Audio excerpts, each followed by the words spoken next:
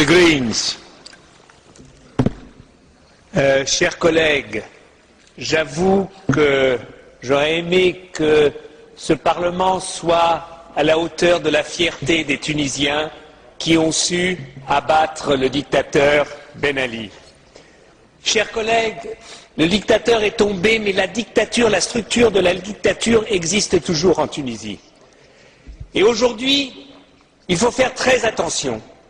Des gouvernements européens, la majorité de ce Parlement ont pendant des années soutenu la structure de la dictature et le dictateur tunisien.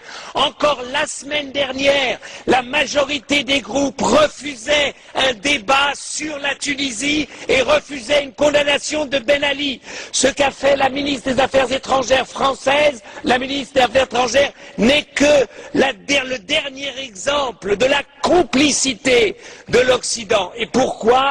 Pour la peur, parce qu'on avait peur de l'islamisme. On a raison d'avoir peur de la dictature, de l'islamisme. Mais quand on a vu ces jeunes, quand on a vu ces Tunisiens qui n'avaient rien d'islamiste, qui se battaient pour la liberté, et M. Sidi Bouzid, qui s'est immolé, c'est le Yann Palach de la Tunisie, et quand Yann Palach s'est immolé, tout ce Parlement était derrière lui. Nous ne sommes même pas capables d'être derrière Sidi Bouzid. Voilà la vérité de ce Parlement. Alors maintenant, il s'agit d'agir pour la Commission. Il s'agit simplement de dire une chose, de dire aux Tunisiens, une élection démocratique dans un pays qui vient de sortir de la dictature ne se fait pas en 2 mois.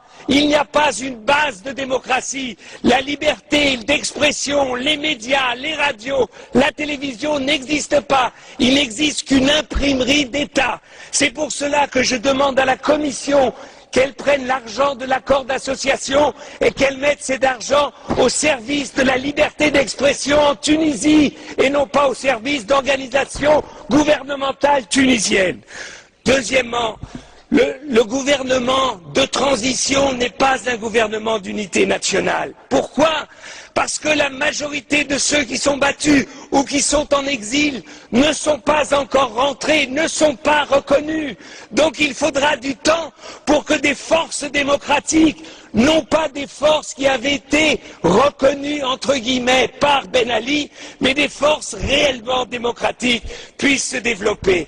L'Union européenne doit démontrer que pour nous, ce qu'il se passe en Tunisie, c'est la clé de la compréhension et de l'espoir pour tous les pays arabes. Tous les pays arabes, tous les pays arabes, tous les pays arabes. Démocratie et islam veulent aller de pair. Et si nous sommes capables de soutenir la démocratie tunisienne en train de naître, eh ben nous verrons qu'en Égypte, en Jordanie, en Syrie et partout, le peuple et les peuples vont s'élever contre leurs dictateurs. Nous avons une responsabilité, nous tous ici, parce qu'enfin, des Tunisiens, donc une partie du monde arabe, nous montre que l'espoir de liberté qu'on a vu en 89 dans les pays de l'Est, ce même espoir est aujourd'hui en train de naître dans un pays comme la Tunisie, demain en Algérie, après-demain en Égypte ou en Jordanie. Donc, c'est pour ça que c'est inimaginable que ce Parlement, eh bien, reste assis, dit « Oh oui, peut-être, on ne sait pas.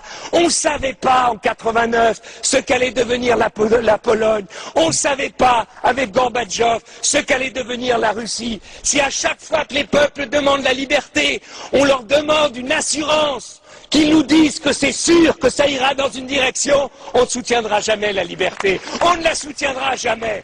Et c'est pour cela que je demande à la Commission, bougez, donnez, montrez aux Tunisiens que maintenant la réelle politique, c'est la politique de soutien à la démocratie et non plus à la structure de la dictature.